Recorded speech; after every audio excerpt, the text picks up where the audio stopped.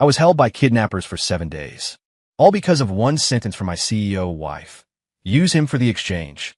He's sturdy. He can take it. I am her husband.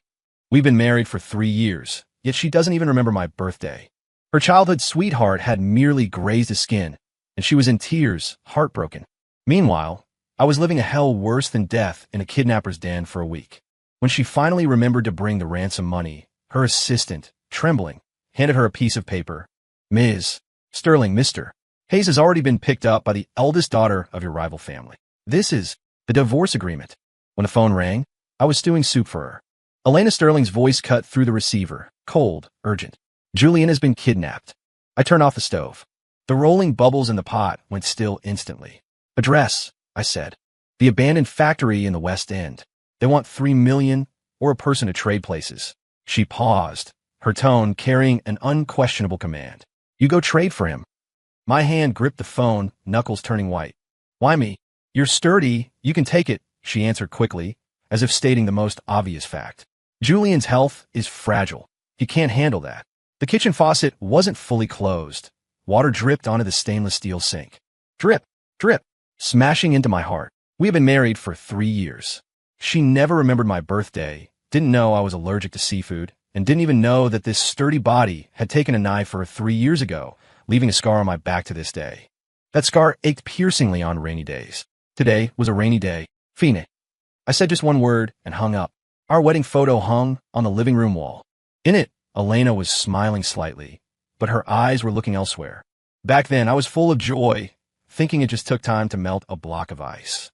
Now I knew. Ice doesn't melt for you. Ice just gives you frostbite. I didn't take anything. I just grabbed the car keys. I walked out, drove, and headed west. I didn't even think about calling the police. Because I knew that for Elena Sterling, Julian Thorne's safety was more important than anything else, including my life. The doors of the abandoned factory were wide open, like the mouth of a giant beast. I walked in. Darkness swallowed me. Then came the 7 days. How long is 7 days? It is the sound of fists landing, the dull thud of iron pipes against leg bones, the freezing shock of dirty water splashed on your face, the endless hunger and pain. Every day they asked me, where's Elena Sterling's money? I kept my eyes closed and didn't answer. I wanted to know more than they did. I started running a fever, my consciousness swaying between clarity and coma. I thought, maybe I'm going to die here. Die in a corner no one remembers.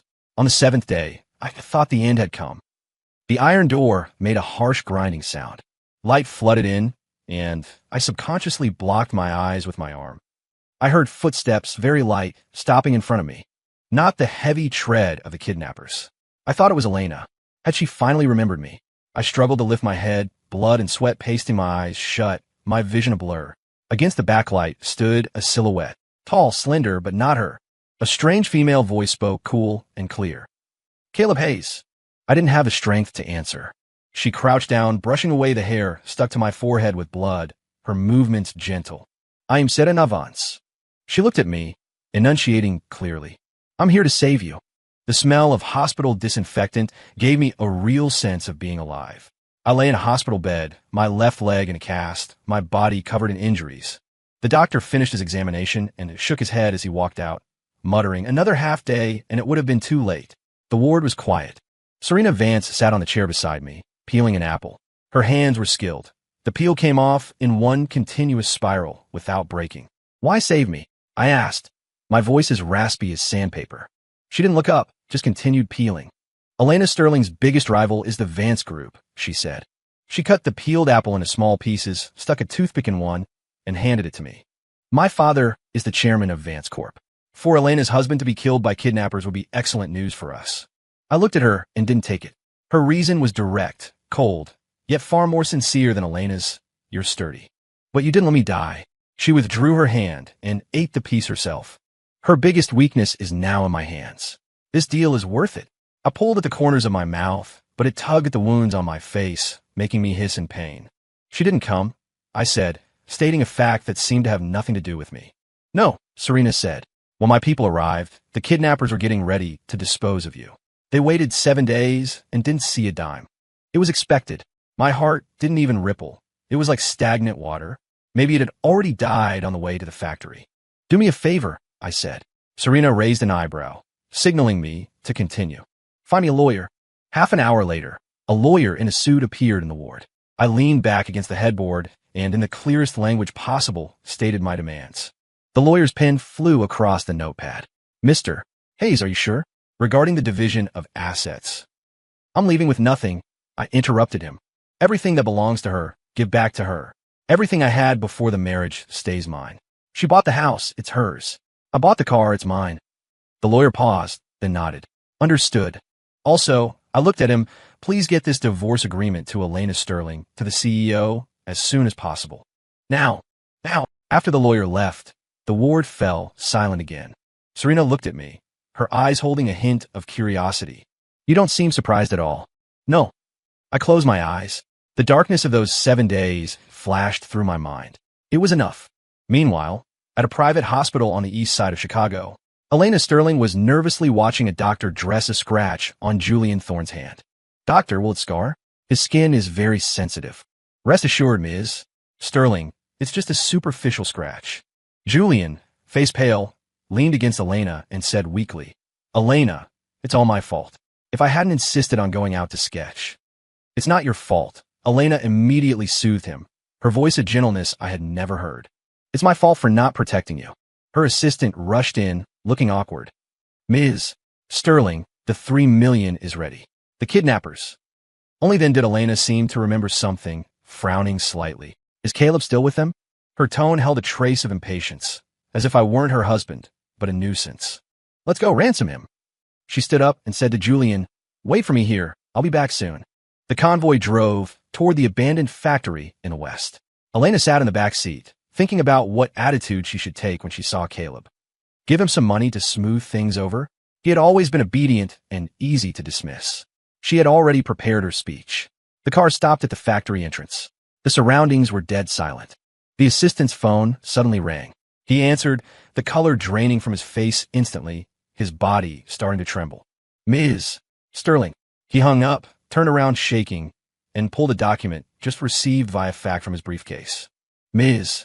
Sterling, the assistant's voice cracked. Mr. Hayes. He's already been picked up by the eldest daughter of the Vance family. What did you say? The assistant handed the paper to her. At the top were the glaring words, Divorce Settlement Agreement. He dares. Elena snatched the paper, her gaze falling to the end. In the signature block, the name Caleb Hayes was written with sharp strokes, as if trying to cut through the paper. She gripped the agreement tight, knuckles white from the force. Impossible. Caleb, that man, was always docile and silent in front of her. In 3 years of marriage, he had never said no to her. His life depended on her. How dare he divorce? On what grounds? Where is he now? Elena's voice was cold as ice. The assistant answered fearfully, it seems. He's at a private sanatorium owned by Serena Vance. Drive. Go there. She crumpled the divorce agreement into a ball and threw it hard at the assistant. A rage of being betrayed by her own possession burned away her reason. She was going to drag him back and ask clearly who gave him the guts. She dialed Caleb's phone. The number you have dialed is powered off. She dialed again. Still off. Elena sat in the car, her chest heaving violently. She remembered 3 years ago when she needed a husband with a simple background to deal with family pressure to marry and those suitors with ulterior motives. Caleb appeared. His background was ordinary, his personality dull, but he looked at her with a light she didn't understand. She chose him. She thought he would be like a handy tool, staying forever where he belonged. Now, the tool wanted to rebel against its master. Meanwhile, on my end, the hospital transfer was arranged. Serena was efficient. She found me a high-end recovery center with tight security and a quiet environment. Elena won't find this place, she said. Just focus on healing. I lay in the new hospital bed, looking at the green trees outside the window. Thank you. No need. Serena sat by the bed, looking at my leg. What do you plan to do next? Heal up, finish the divorce, and then start my own life, I said. What kind of life? I thought for a moment. Writing code. Before marrying Elena, I was a programmer. My skills were decent. After we married, she said she didn't like me staring at a computer all day, so I quit my job and became her full-time house husband. Now, I just want to reclaim what belongs to me, piece by piece. Serena looked at me with some surprise. A programmer? I thought you were. Thought I was what?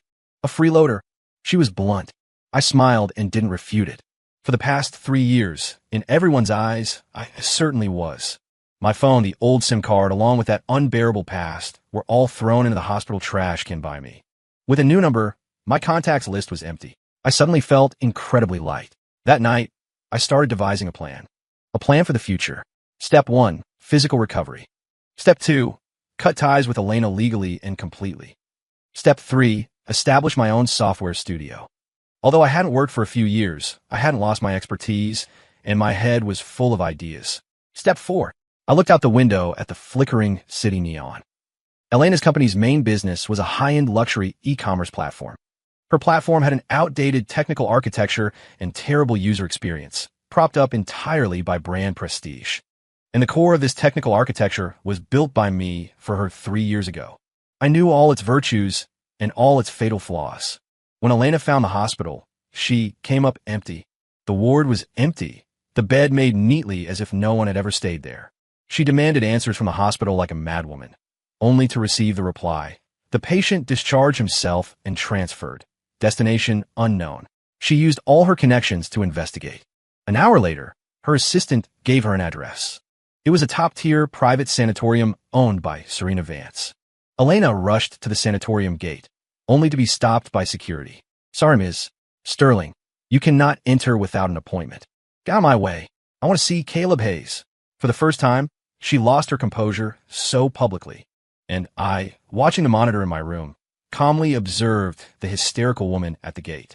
The woman I had loved for 3 years. Now, looking at her, my heart held only indifference. My phone rang. It was Serena. "She's here. Do you want to see her?" "No," I said. "She won't leave." "Then let her wait outside." I finished speaking, hung up, opened my laptop, and started typing the first line of code. The noise outside had nothing to do with me anymore. Elena stood at the gate of the sanatorium for 2 hours. From initial fury to later restlessness. And finally, when night fell and the cold wind pierced her expensive custom coat, a strange sense of powerlessness seized her. This was an experience she had never had in her life.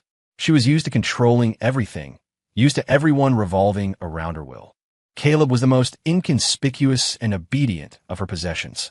She never thought this possession would deliver the most humiliating blow in this way.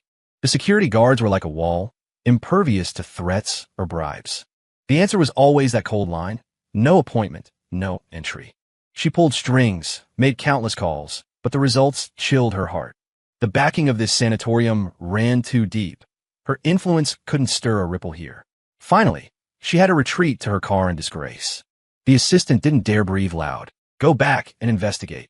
Elena's voice was hoarse, suppressing anger. "Find out exactly what the relationship is between Caleb and Serena Vance. When did they hook up?" She couldn't accept it. That man, who dared not even lift his head in front of her, how could he climb up to a woman like Serena? It must be a trap Serena set to deal with her. Caleb was just a pawn being used. Yes, that must be it. Thinking this way made her feel slightly better.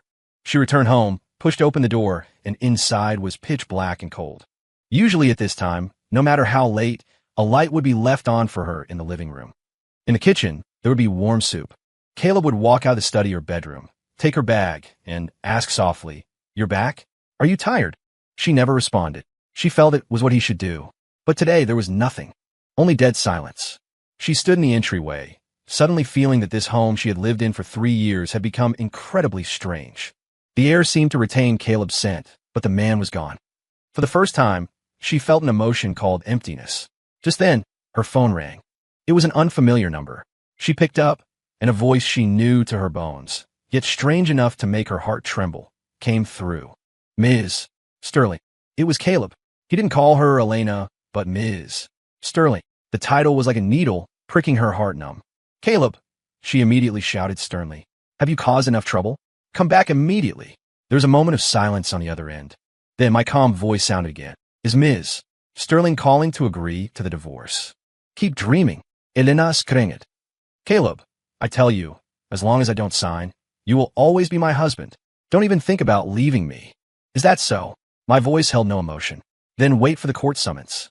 Also, a word of advice for Ms. Sterling. Instead of wasting time on me, you'd be better off checking your company's firewall. After all, it's 3-year-old tech. There must be quite a few loopholes." With that, I hung up directly and blocked the number. In the sanatorium room, I put down the phone Serena handed me and nodded to her. Thanks. Serena waved the phone. He seems to still have feelings for you. I smiled self-mockingly. That's not feelings. That's the anger of losing control over a possession. I knew her too well. She didn't love me. She loved my obedience, her absolute control over my life. Now I had taken back my freedom. I was going to let her know exactly what she had lost. I opened my laptop, the screen's light reflecting on my face. I looked at a piece of code I had just finished, a precise scanning program capable of pinpointing all backdoors and vulnerabilities in a specific network architecture. For example, Elena's company's e-commerce platform. That was the empire I built for her with my own hands. Now, it was time for me to sound its death knell myself. The next half-month was unusually disciplined. Rehabilitation training every morning, coding all afternoon and evening. My leg was improving day by day. I could already walk slowly with cane. And my new project was advancing rapidly. Serena became a regular visitor to my ward. She no longer looked at me with scrutiny or utility, but became genuinely interested in what I was doing. She would pull up a chair and sit beside me, watching the code scroll rapidly across my screen, occasionally asking a question or two. What is this you're making? A completely new underlying architecture for e-commerce, I explained. Safer, more efficient, with computing power 3 times that of the current mainstream architectures and lower cost. Serena's eyes lit up. Born into a business family, she immediately understood the value of this thing. Who do you want to sell it to? Not selling. I shook my head. I'm going to use it to build a platform that belongs entirely to me. A free, open-source developer community where the service and security far exceed all paid platforms.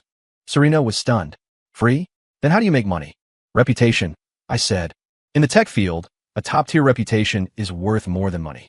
I want everyone to know who the real authority in this field is. I didn't want money. I wanted a voice. I wanted Elena to watch helplessly as the thing she once dismissed became a height she could never reach. Serena was silent for a long time, then smiled. Caleb, you're a madman. But I like it. She stood up and extended her hand to me. Let's formally introduce ourselves. Serena Vance, your future partner. Your tech, plus the Vance family's resources and channels. We can make this huge. I looked at her, then reached out and shook her hand. Caleb Hayes. Our cooperation truly began from this moment. On the other side, my lawyer reported that the divorce lawsuit wasn't going smoothly. Elena refused to sign and used her legal team to delay the court date on the grounds that marital relations have not completely broken down. She wants to drag you out, the lawyer said over the phone. Mr. Hayes, in cases like this, if one party firmly disagrees, the first lawsuit often won't grant the divorce. We need to wait for a 6-month cooling-off period before suing a second time. It doesn't matter, I said calmly. Just follow the procedure. I'm in no rush. I really wasn't in a rush. A marriage certificate couldn't trap me anymore. While she thought she could control me with that piece of paper, I had already started my game. A week later, on a top domestic tech forum, an anonymous technical analysis article signed C was quietly published. The article title was an investigation into 7 fatal security vulnerabilities in the Aegis architecture. The Aegis architecture was the very underlying framework I had designed for Elena's e-commerce platform 3 years ago. Only her company's core technical team and I knew this name. The article didn't name names. It was purely from a technical perspective, using the most detailed, irrefutable arguments to dissect every fatal weakness of this architecture in the current network environment. This article was like a depth charge. Initially, it just circulated within small tech circles, but soon, its professionalism and subversive nature attracted the attention of more and more heavyweights. Riposte, discussion, vérification. Then, the entire internet security circle exploded. Any company using architecture similar to Aegis felt like they had been stripped naked, exposed to the eyes of every hacker. A panic targeting the Sterling Group e-commerce platform was quietly spreading. Elena found out about this during a crucial investor meeting. Her chief technology officer, CTO, rushed into the conference room, face pale, interrupting her speech. Ms. Sterling, something bad has happened. Elena frowned, displeased with his loss of composure. What is it that has you so panicked? The CTO handed the tablet to her, his voice trembling. Look at this. Our platform's technical architecture has been completely dissected and published online. Now rumors are flying that our platform could be breached at any moment. Several partner brands have already called to inquire. Elena took the tablet and looked at the article's sign. See, the name Aegis. It made her heart skip a beat. She suddenly remembered what Caleb had said on the phone that day.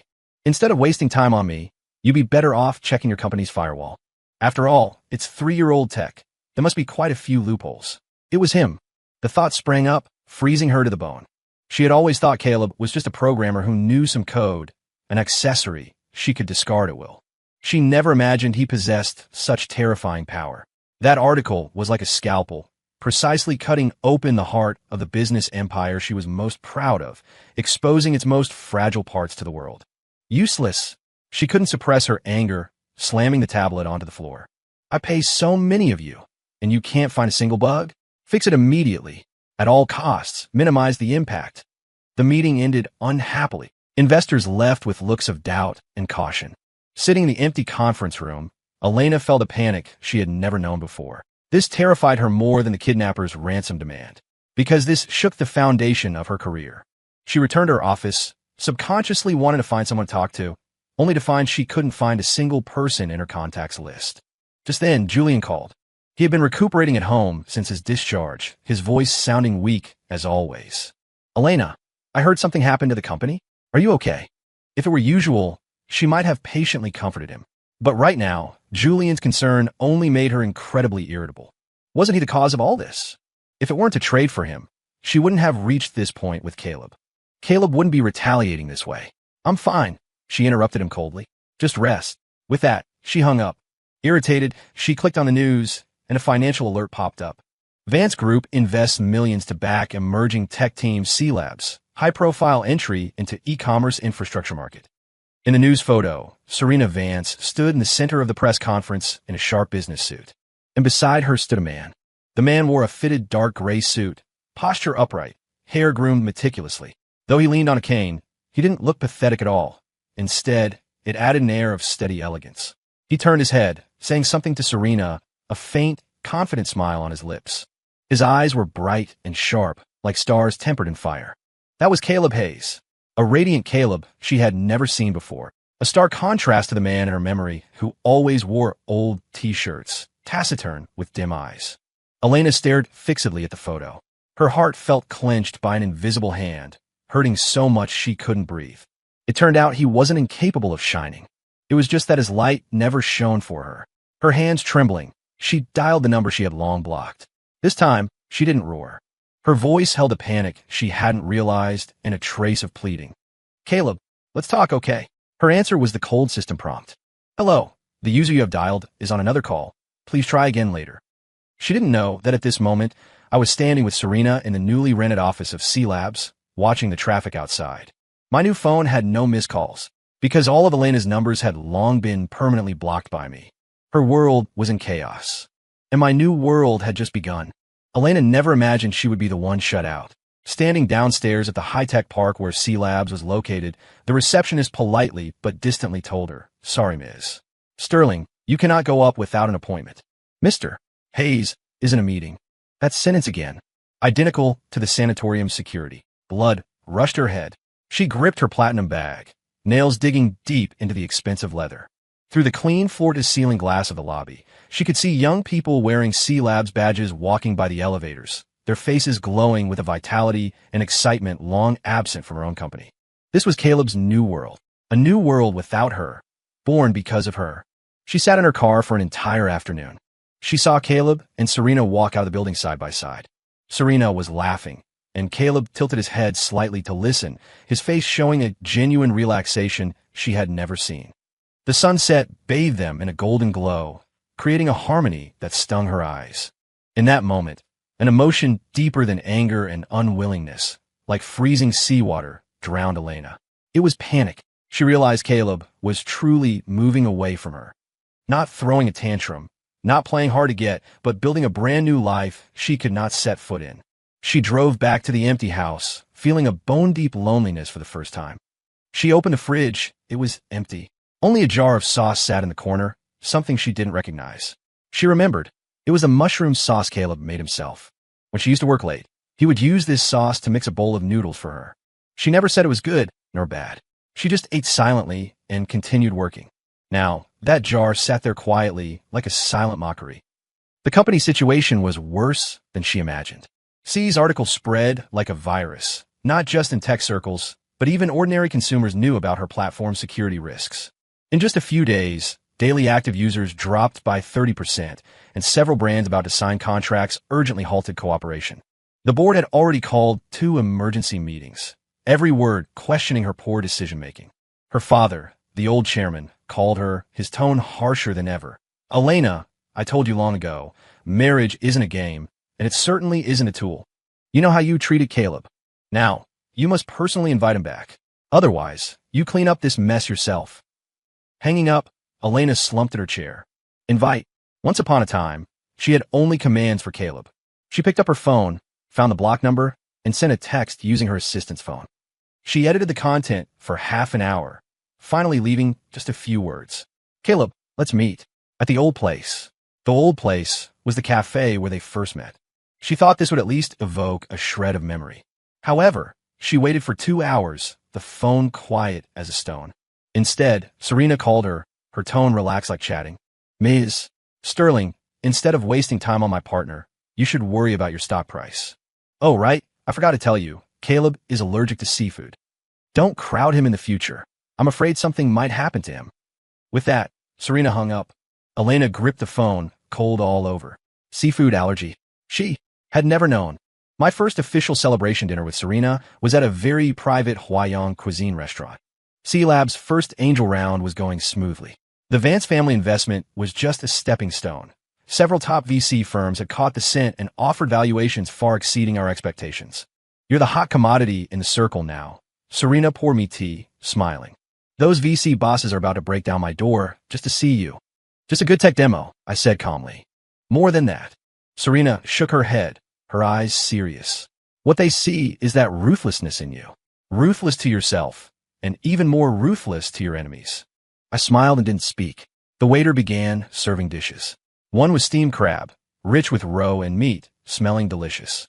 Serena immediately frowned and said to the waiter, "Please take this dish away and exchange it for something else."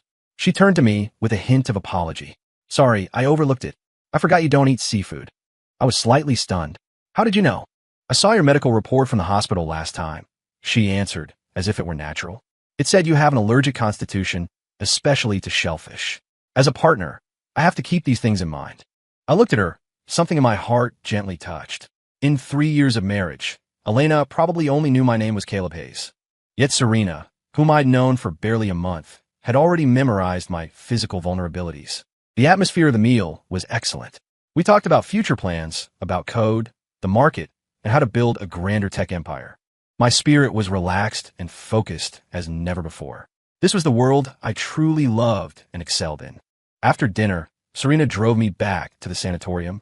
Just as the car stopped at the entrance, a figure rushed out of the shadows and blocked the car. It was Elena. She looked haggard. Her usual exquisite makeup couldn't hide the fatigue and pallor on her face. She stared fixedly at the passenger seat, at me. I rolled down the window, looking at her expressionlessly. "Something wrong. Caleb, get out. We need to talk." Her voice was hoarse, carrying an imperceptible tremor. "I don't think we have anything to talk about," I said. "If it's about the company, you're looking for the wrong person. In business, may the best man win." "It's not about the company," she interrupted urgently. "It's about us. Caleb, what will it take for you to come back? You want money? I can give it to you. I'll give you 10% of my private shares. Is that enough?" I almost laughed out loud. Even now, she still thought everything could be measured by money. "Ms. Sterling." I leaned back in the seat, speaking faintly. "Do you think everyone treats feelings in marriage as a transaction like you do?" Choked by my words, her face turned even uglier. "Let me ask you, in those 7 days I was locked in the abandoned factory, what were you doing?" I looked in her eyes, asking word by word. "You were with your Julian, heartbroken over a tiny scratch on his hand. Did you ever think that at that moment, your husband was having his legs broken with an iron bar?" Elena's body swayed violently, her lips losing all color. I thought. You thought I was sturdy, that I could take it, right?" I finished a sentence I would never forget. "Elena, you didn't think, you just didn't care. In your heart, my life isn't worth a single hair on Julian's head. Now that your company's foundation is shaken, you remember me. You want to use money to buy back this useful tool to repair your empire. Too late." I rolled up the window, not sparing her another glance. "Drive," I told the driver. The car started slowly, bypassing the woman frozen in place, drained of all strength. In the rearview mirror, her figure grew smaller and smaller, finally turning into a blur, disappearing into the night. That was once my entire world. Now it was just irrelevant scenery on the side of the road. Elena didn't know how she got home. Every word Caleb said was like an ice-tempered knife, repeatedly slicing through her already tattered self-esteem. It turned out he knew everything. He wasn't ignorant. He just hadn't spoken before. He used silence to encompass all her selfishness and indifference, until she crushed that tolerance with her own hands. She walked into the dark living room, tripped over the coffee table, and fell. Pain shot through her knee where it hit the floor. Sitting awkwardly on the cold floor, tears poured out without warning. She cried, not because of the company crisis, not because of her father's scolding, but because of Caleb's too late. Those two words pronounced the death sentence on all her regret. The next day, the Sterling Group's stock opened at the limit down. When a wall is falling, everyone pushes. Negative news about the platform's security was everywhere. Several long-term cooperating evaluation agencies also released negative reports. Users fled en masse. Merchants can plan viterli.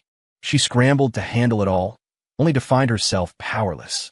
The tech team tried everything, but couldn't fix the underlying vulnerabilities pointed out by C. Because the core logic of the entire architecture was clear only to Caleb. Just as she was mentally and physically exhausted, Julian came to the company. He carried a thermos, wearing his usual gentle smile. Elena, seeing you so tired lately, I made you some soup. Drink it while it's hot. Before, Elena might have been moved, but now, seeing his unworldly appearance, she only felt irritation. The company is in such big trouble, and all you know is making soup? She snapped. Julian froze, looking at her hurt. I was just worried about your health. Worry, Elena snitted. If you were really worried, when I told you to go handle the Caleb situation, why didn't you stand up and say he's your husband too? If it weren't for you, would things have become like this today? She vented all her pent-up resentment on this man she once protected at all costs. Julian's face turned pale, lips trembling, unable to say a word. Seeing his fragility, the last shred of affection in Elena's heart wore away. She waved her hand as if shooing a fly. Go, I don't want to see you. After sending Julian away, she received a call from her lawyer. Ms. Sterling, Mr. Hayes' side has submitted new evidence. The lawyer's tone was unusually grave. It's all the work records of the technical development and maintenance he did for your company for free during the marriage. Our legal advisors have evaluated it. If he pursues the value of this labor, it could involve a redetermination of company equity. This is very unfavorable for us. Elena felt the world spin. Caleb was pulling the firewood from under the cauldron. Not only did he want a divorce, but he also wanted to take the share that belonged to him from the career she was most proud of. She was finally afraid. She thoroughly realized exactly what kind of person she had lost. She grabbed the phone on the desk, trembling as she dialed her lawyer, voice hoarse, carrying a humbleness and compromise never seen before. Tell Mr. Hayes' lawyer, I agree to the divorce. All conditions, exactly as he proposed. I only want to see him one last time. Meanwhile, I was standing in the brand new office of C Labs, looking out the window. Serena walked over and handed me a file. Good news. Europe's largest luxury e-commerce platform, Elysian, contacted us proactively, hoping we can help upgrade their entire line of technology. They were the client Elena wanted to land the most. I took the file and nodded. My phone vibrated, a message from my lawyer. Mr. Hayes, the other party has agreed to the uncontested divorce and waived all property disputes. She has only one request. She wants to see you one last time. I looked at the blue sky outside, silent for a moment. Then, I replied with one word. No. The divorce agreement was delivered via the lawyer's express courier. A few thin sheets of paper landed on my desk, yet they felt like they weighed a ton. On the last page, Elena's signature was flamboyant, carrying a trace of her usual lofty scrawl. But at the end of the last stroke, one could see a jarring, slightly trembling ink smudge, as if signing those words had exhausted all her strength. My lawyer said on the phone, Mr. Hayes, the other party has fully agreed to all our conditions, and the division of assets is complete. Legally speaking, you and Ms. Sterling no longer have any relationship. Good. I hung up, picked up the agreement, glanced at it, and then threw it into the shredder by my hand. The harsh motor sound rang out.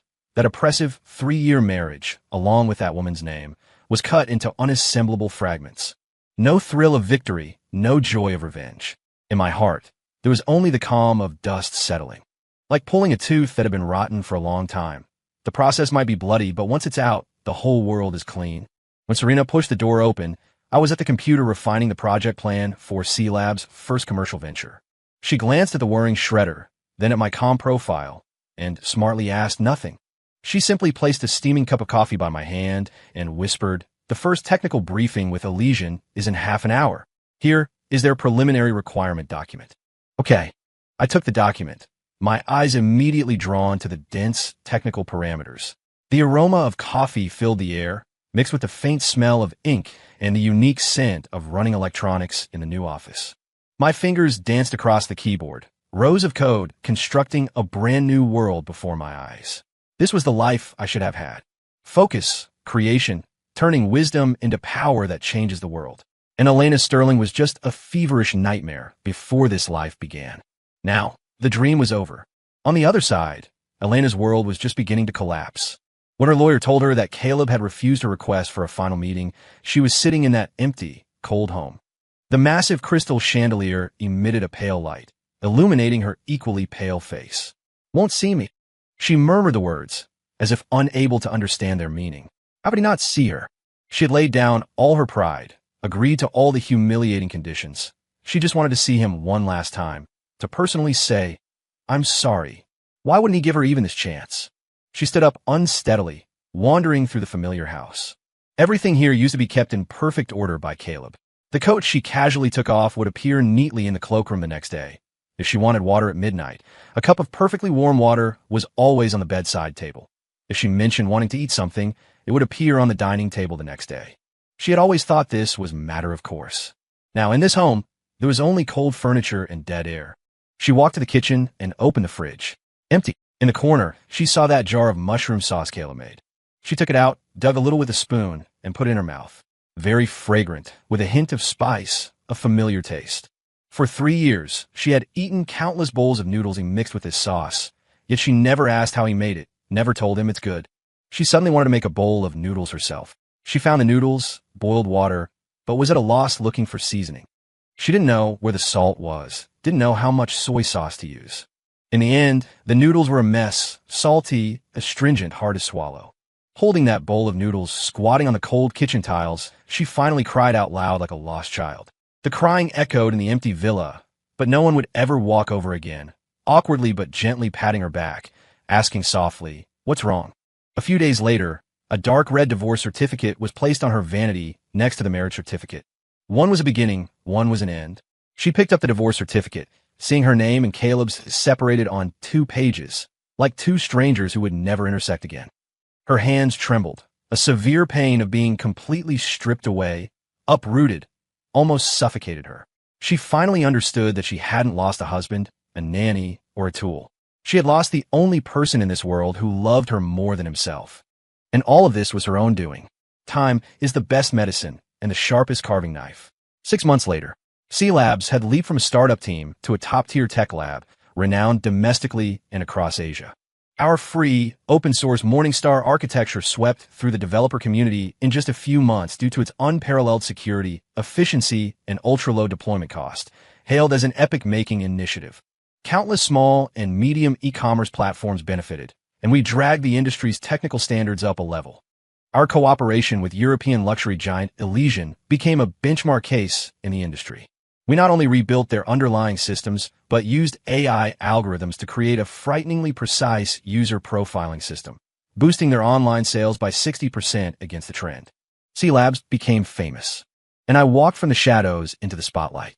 At a world-class internet summit, as the keynote speaker, I delivered a speech titled "The Technological Singularity of the Next Decade." Wearing a suit Serena chose for me, I stood in the center of a venue holding thousands. Behind me, a massive LED screen flashing the starry logo of our Morningstar architecture. My leg was fully healed, my stride steady. I didn't use a script, just used a steady, clear voice to explain my tech philosophy and vision for the future to the world. Below sat the CEOs and founders of every nameable tech giant. In their eyes were shock, admiration, and contemplation. I saw a whole new world unfolding before me, and I stood at its center. When the speech ended, the audience erupted in thunderous applause. I walked off stage. Serena was waiting for me, her eyes astonishingly bright, holding the light of the stars.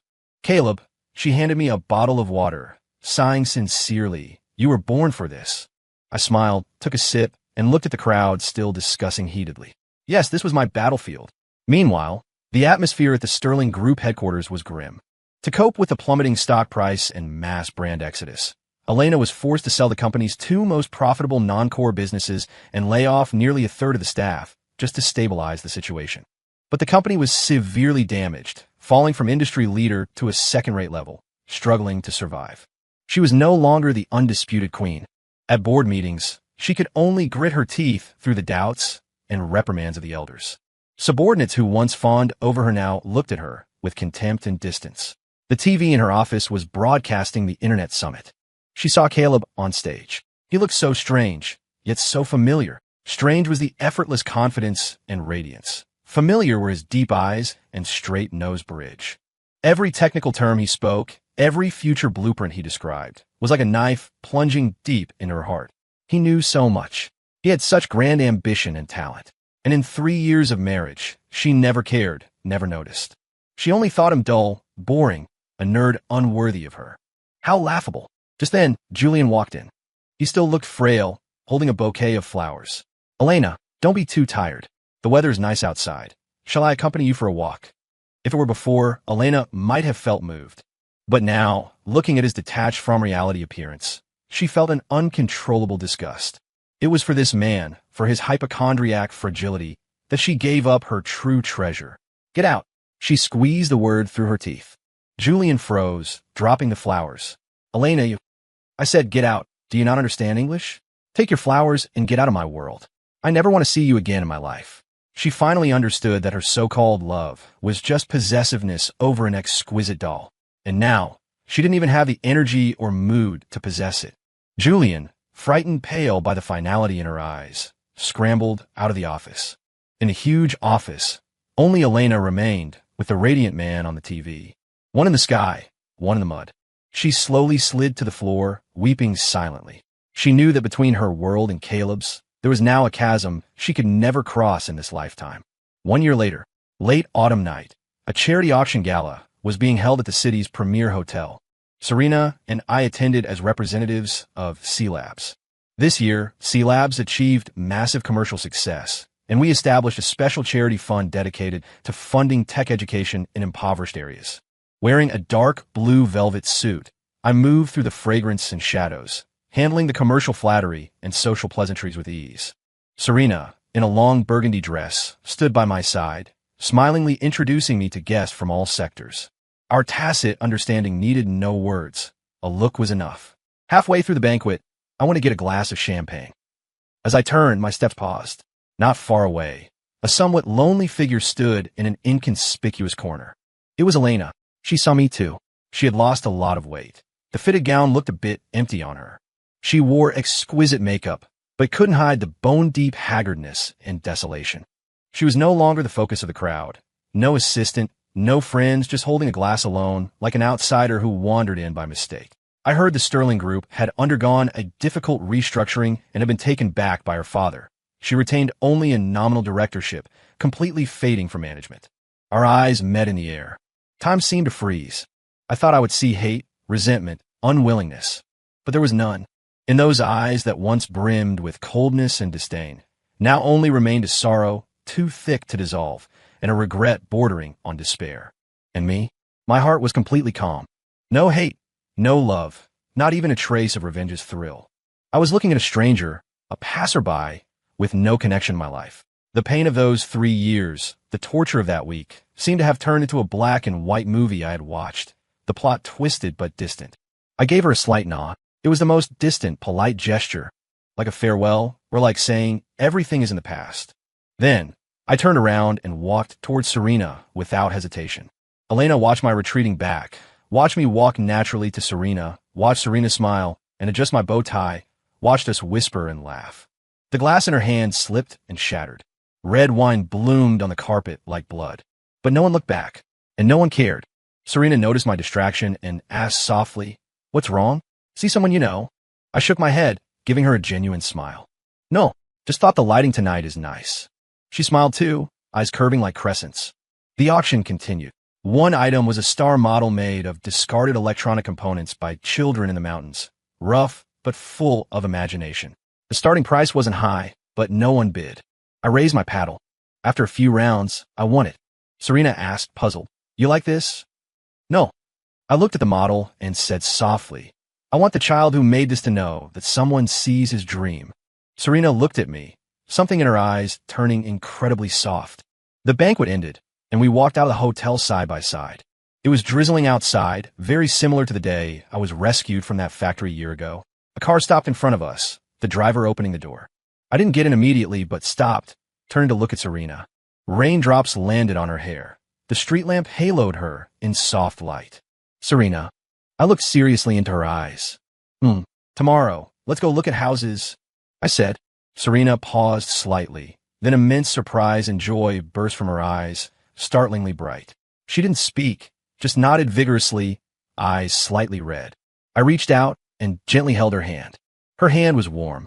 We got into the car together, driving smoothly into the rainy night. I didn't look back at the brightly lit hotel, nor did I think about the woman living in regret. My new world had already begun. Outside the window, the city neon flowed like a galaxy leading to the future. And this time, I was no longer alone. The house hunting was faster than I imagined.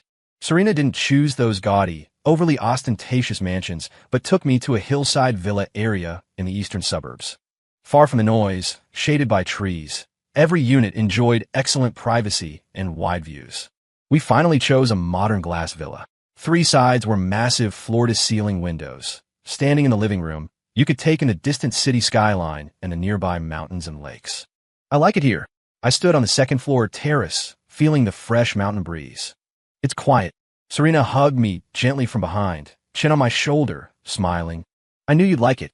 It's a 40-minute drive to the office, not too far, not too close." Most importantly, she pointed to a detached annex next to the villa that can be converted into your exclusive lab. "Soundproof it well, and even if you run servers sounding like jet engines, I won't hear in the main house." My heart warmed. I turned and pulled her into my arms. "Thank you, Serena." "Thank me for what?" She looked up, my reflection in her eyes. "Thank me for respecting you as an independent person, not an accessory." "Caleb, that's what you deserved all along." I lowered my head and kissed her lips. This kiss held no lust, only fullness of warmth and gratitude. During 3 years with Elena, I lived in her cold, museum-like villa. All my personal items had to be placed in designated spots out of her sight. My professional books were deemed to ruin the decor and stuffed in the bottom cabinet of the study. My only high-spec computer was restricted to 2 hours a day because she claimed the radiation was high. She killed everything about me, yet thought it was for my own good, to help me integrate into high society. But Serena, she was thinking about how to build a world where I could run free. Who truly loved me? The answer was self-evident. On signing day, Serena and I sat side by side in the real estate VIP room.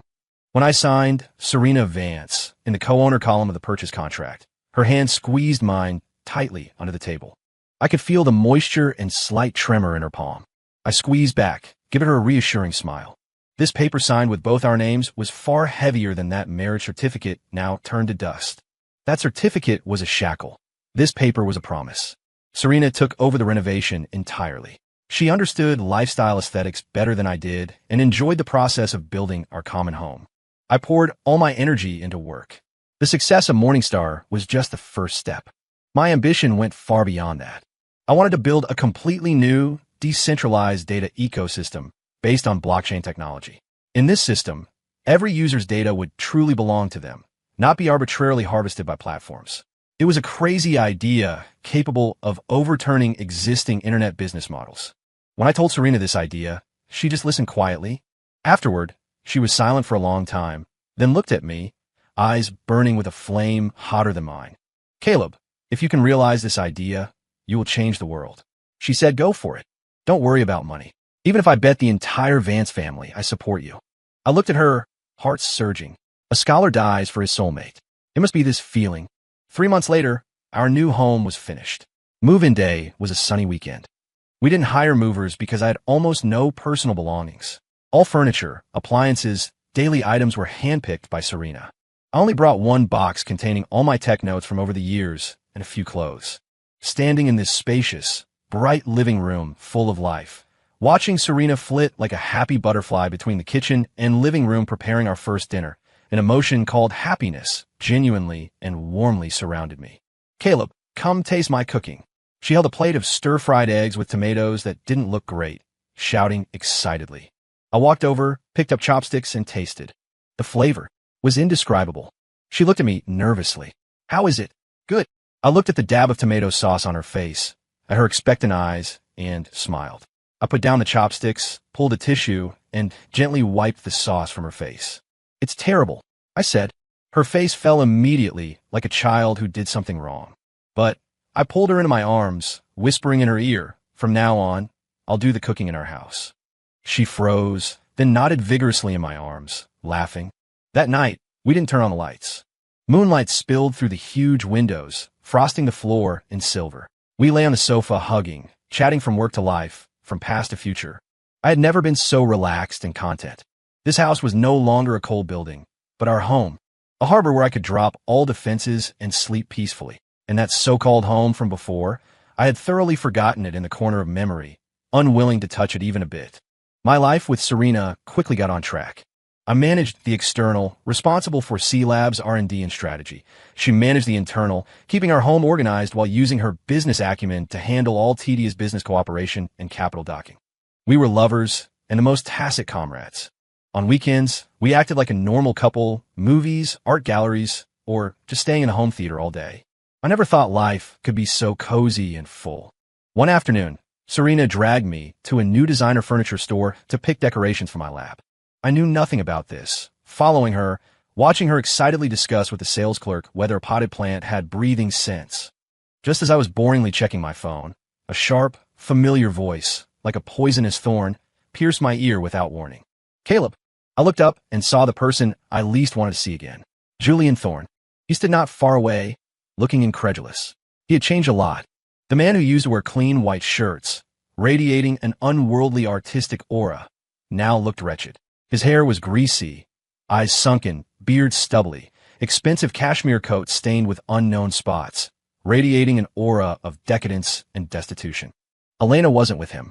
Seeing me, he was first shocked, then a complex mix of jealousy, resentment, and humiliation flashed across his face. His gaze fell on me, from my tailored suit to the Patek Philippe Serena gave me, finally settling on Serena, who was looking back at me. Serena's beauty and elegance were things the Ice Mountain CEO, Elena, didn't possess. She was like a warm, bright flame. Just standing there was enough to attract everyone's gaze. This stark contrast clearly stung Julian deeply. "It really is you." He staggered toward me, eyes carrying a hint of madness. "You're very proud now, aren't you? You ruined Elena so badly. Are you proud now?"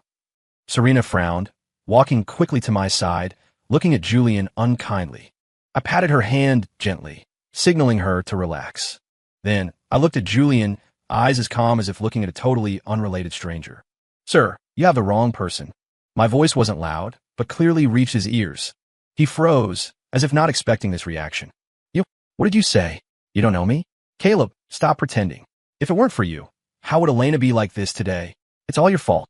He screamed excitedly, causing people around to look sideways. Security. I didn't pay him any more attention, just took out my phone to call mall security. My indifference was more crushing to him than any heated words. "What gives you the right to treat me like this?" He suddenly rushed forward, trying to grab my collar. "You ruined her, and you ruined me. You despicable villain." I didn't even move.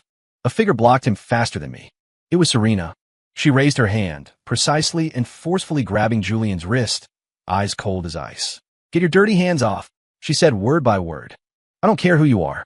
Touch him again, and I guarantee you will completely disappear from the city." Serena's aura of authority instantly subdued the frantic Julian.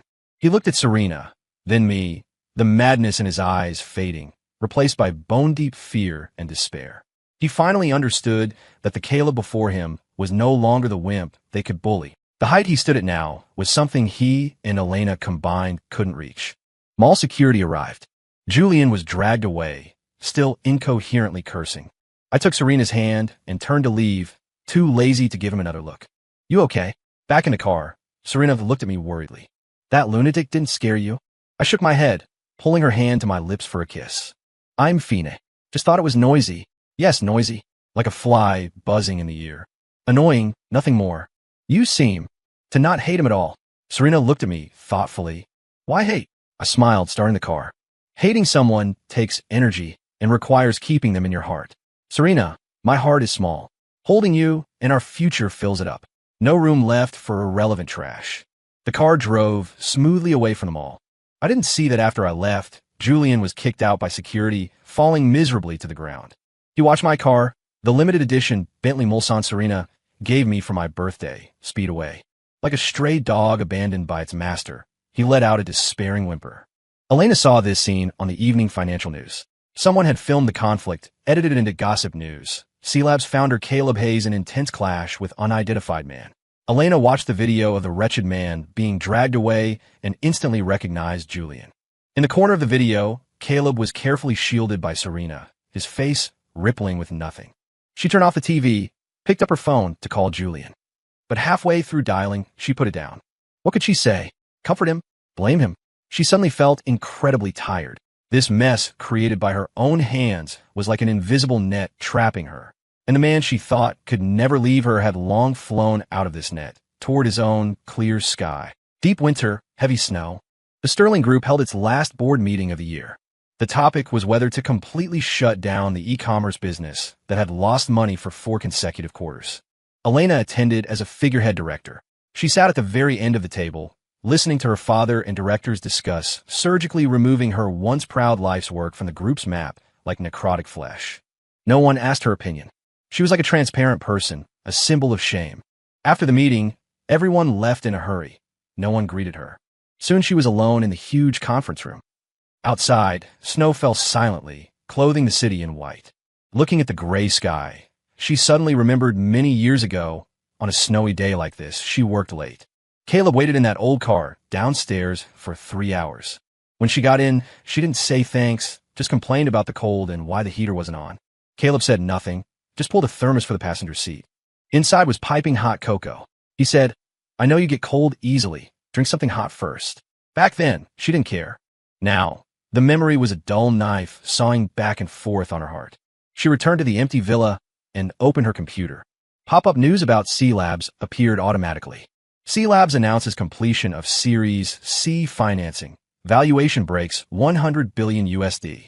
Founder Caleb Hayes named Time's most influential tech figure of the year. The photo showed Caleb standing at the NASDAQ bell ringing ceremony. He wore a crisp black suit, smiling Serena by his side. He looked confident, eyes bright, high-spirited. This photo was the last straw breaking Elena's nerves taut for a year. She finally broke down. Slumped on the cold desk, she cried loudly. She lost completely, utterly. After crying came dead silence.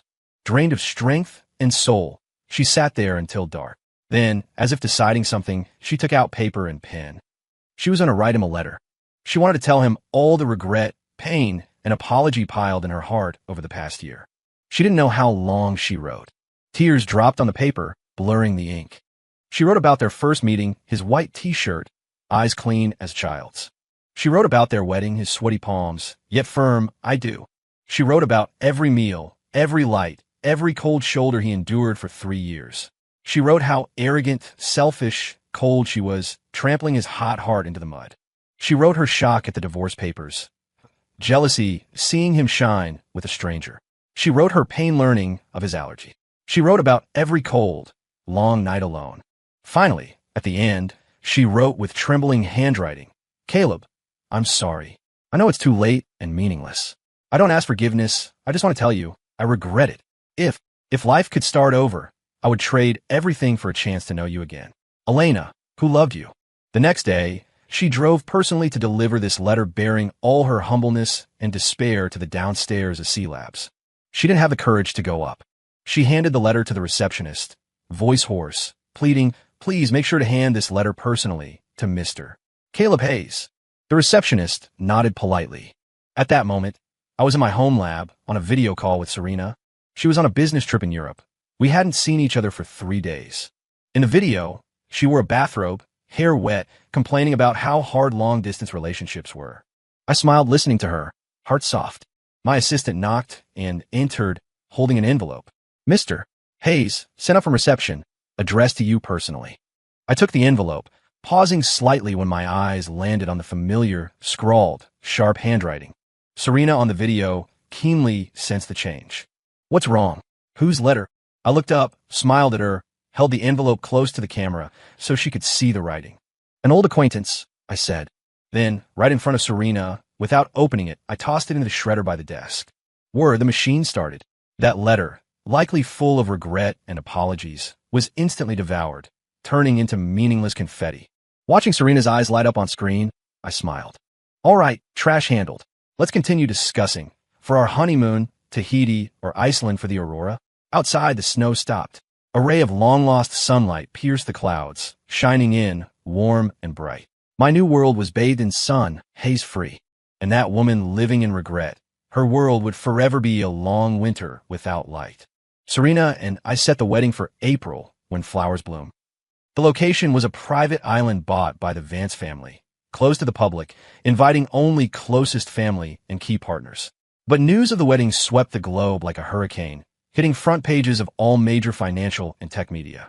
Tech mogul Caleb Hayes weds heiress Serena Vance.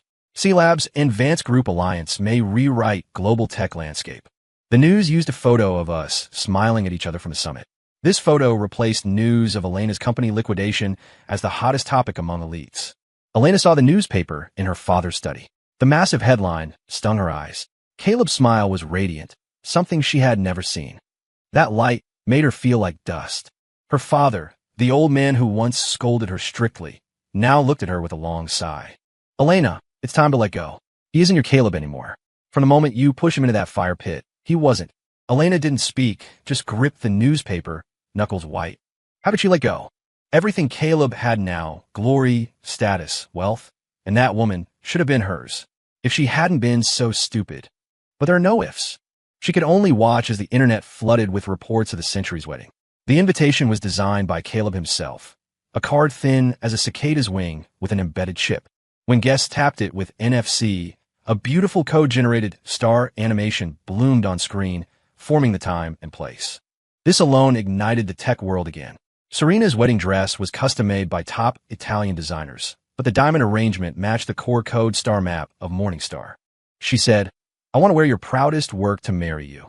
Everything about the wedding was stamped with us, full of love and respect. Elena could only watch bit by bit through a cold screen, like a movie stinging every nerve. The night before the wedding, she dreamed. She dreamed of their wedding 3 years ago. A pure business union, no friends, no blessings, just lawyers. She wore a business suit, never smiling. Caleb wore a rented suit, standing nervously. When asked if she was willing, she was silent for a long time, until Caleb paled. Finally, she gave a cold "N." She remembered the hurt flashing in Caleb's eyes. But she didn't care. Now, waking up in an empty room alone, she understood what treasure she had thrown away. Wedding day, the island was sunny, breeze gentle. Serena and I stood under the floral arch, exchanging rings. Looking into her eyes, I made my vow. Serena, you were the only light that shone into my deepest darkness. You found me, saved me, completed me. From now on, my life, my talent, my everything shines only for you. You are my morning star. Serena's eyes reddened. She smiled through tears. They say I'm a successful investor. Caleb, investing in you is the most successful, happy deal of my life. I invest my life in you.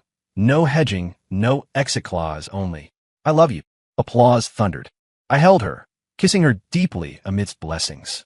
Thousands of miles away, Elena watched the live stream. Seeing us kiss, her heart felt crushed by a giant hand. She couldn't breathe, blacked out, and lost consciousness. The reception was on the open-air lawn. Guests toasted, laughing. A jazz band played. Serena and I changed in a lighter formal wear, weaving through the crowd. Mr. Hayes, Mrs. Hayes, congratulations. A match made in heaven. Caleb, happy wedding. We fully support C-Labs' next project. I responded with a smile, at ease. Serena held my arm, glowing with happiness. As we talked to a Silicon Valley investor, a waiter passed by head down. Brushing past, he stumbled, and the champagne on his tray flew straight at Serena's dress. I reacted fast, pulling Serena behind me, blocking the liquid with my back. Cold wine soaked my jacket. Sorry, Mr. Hayes. The waiter turned pale, bowing profusely. Serena checked me nervously. Caleb, you okay? Did it burn? I'm fine, just wine. I patted her hand, then looked at the panicked waiter. My gaze was calm, but piercing. Under my stare, he trembled, eyes shifting. I realized instantly this wasn't an accident. Who told you to do this? The waiter dropped to his knees, pointing to the shadows of the palm trees.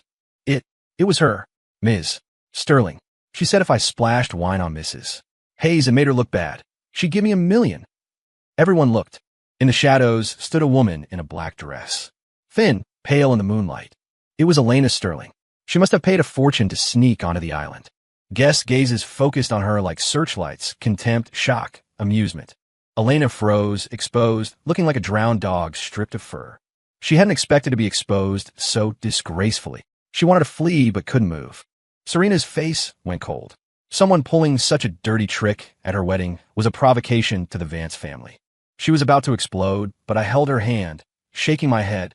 I took off the soaked jacket, handed it to a waiter, and walked step by step toward Elena. My pace was steady. Every step stepped on Elena's heart. She watched me approach, watched my handsome face devoid of warmth, and started shaking uncontrollably. Fear, shame, and a shred of humble expectation she hadn't even realized intertwined in her heart. What did she expect? That I would care for her dignity like before? Pull her aside and handle it quietly? I stopped in front of her. 3 steps between us. A once intimate distance, now a chasm. I didn't look at her, but waved to the head of security nearby. Manager King. My voice was calm, carrying an unquestionable order. Please escort this lady off my island. I used please, but the ice and expulsion in the tone were clear to everyone. I didn't even say her name. Elena Sterling. I was too lazy to speak those 2 words. Caleb. Elena looked at me, lips trembling, emitting a mosquito-weak sound. I didn't mean to. I just wanted to see you. Still using such laughable lies. I finally looked at her the first time tonight. No anger, no disgust, only pure, thorough indifference. Like looking at a stone, a meaningless dead object. Ms. Sterling. I spoke, voice not loud, but audible to all. First, I have no relationship with you. My wedding does not welcome you. Second, today is my wife Serena's most important day. You try to hurt her, the Vance family will settle this account. Third, I leaned in, whispering so only we 2 could hear like a sentence. Stop disgusting me with your pitiful tricks. I know what kind of person you are better than anyone. Your regret is only because you lost a useful tool, not because you love me. I straightened up, not looking at her again. 2 large security guards walked up, grabbing Elena's arms. No, Caleb, you can't do this. Listen to me. Elena finally broke, struggling violently like a madwoman. I really know I was wrong. I love you. Caleb, I love you. This, I love you, arriving 4 years late, sounded incredibly ironic and cheap here. I didn't look back. I raised my hand to the band, signaling to continue. Jazz played again, as if the farce never happened. Guests toasted again, shifting eyes away from the pathetic woman. Ignoring is the highest level of contempt. Elena's cries were dragged further away, swallowed by waves and music.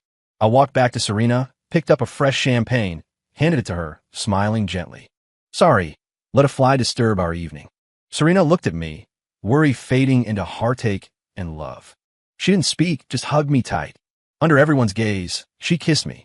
Caleb, she said, thank you, and welcome to my world. My world, a world open and bright, where I never have to pay for anyone's mistakes or stupidity again. Elena was thrown onto a speedboat. Like garbage, the boat sped away from the brilliant island without looking back. Cold wind and salt spray slapped her face. Curled on the deck, soaked and shivering, she felt the cold in her heart far exceeded the body. Caleb's final look was an ice pick shattering her last illusion. Indifference. He didn't hate her, meaning she wasn't worth remembering as an opponent. He didn't love her, meaning those 3 years left no trace. In Caleb's world, Elena Sterling had zeroed out. The speedboat rose and fell on the dark sea. The island became a blur, vanishing. Like her life, falling from brilliance to infinite darkness. She remembered a year ago, sitting in the car watching Caleb and Serena leave. Then it was unwillingness. Now only despair. The kind where you don't even have strength to cry. She finally understood. Caleb wasn't taking revenge. He was just living his life. A life with stars and sea, and she was just a clod of mud he stepped on before reaching them. He didn't even look back to see if he crushed it. He just wiped his shoe and walked on. When the boat docked, it was dawn. Elena walked off like a ghost. Her father's men waited. Bodyguards looked at her with disdain, but approached professionally. Miss, the chairman wants you back. Back. Where could she go? Back to the Sterling estate.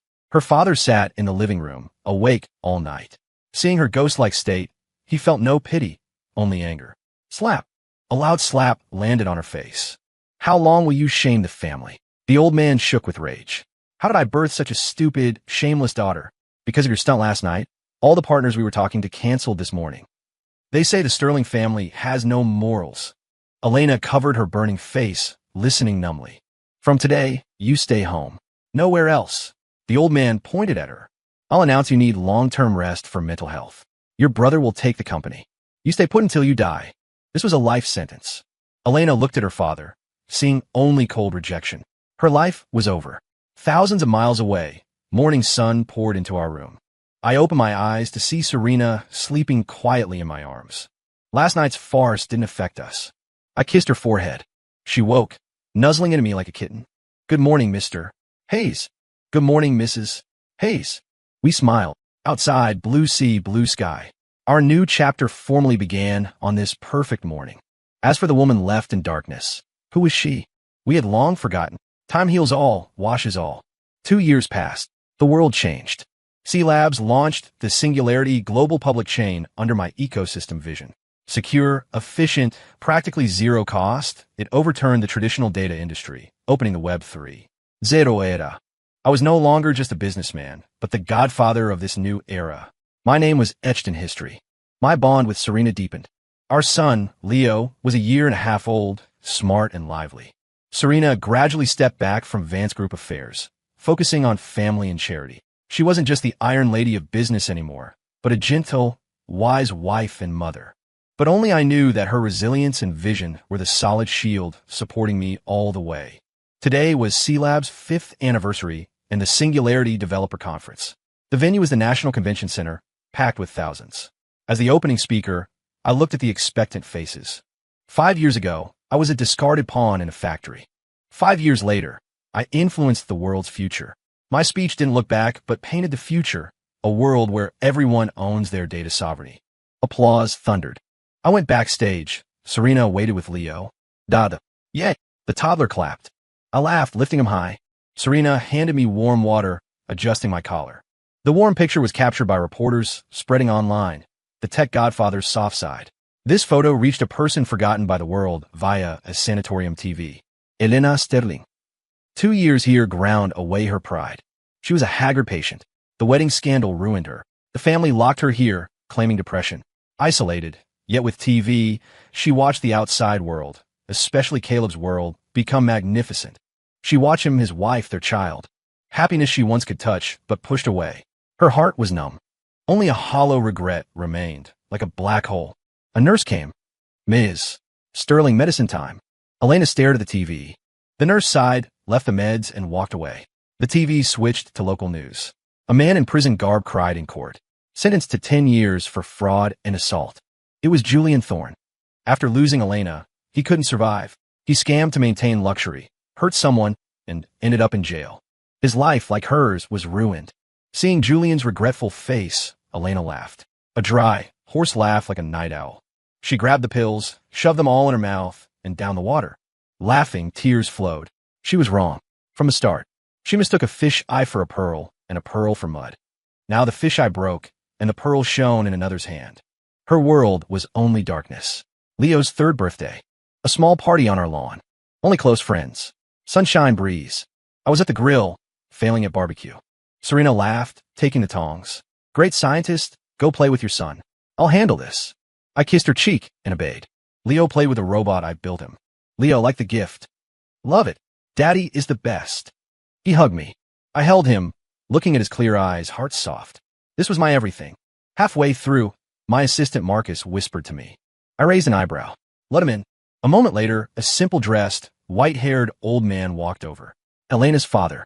He looked aged, majesty gone. Mr. Hayes. He looked complicated. Sorry to intrude. Something wrong, Chairman Sterling? I was polite but distant. He handed me a document. This is a transfer for 30% of Sterling Group shares. I signed. You can be the majority shareholder. I didn't take it. Meaning, Elena. The old man's eyes reddened. She's dying. Late-stage cancer found last month. Doctor says. Maybe a month left. Serena and I were surprised. Her only wish before coma was to give you her shares. She says she owes you. Mr. Hayes, I know we wronged you. I don't ask forgiveness, just please see her one last time. As pity, I was silent. Honestly, her life or death stirred no ripple. I looked at Serena. She held my hand, shaking her head gently. Eyes pained for me.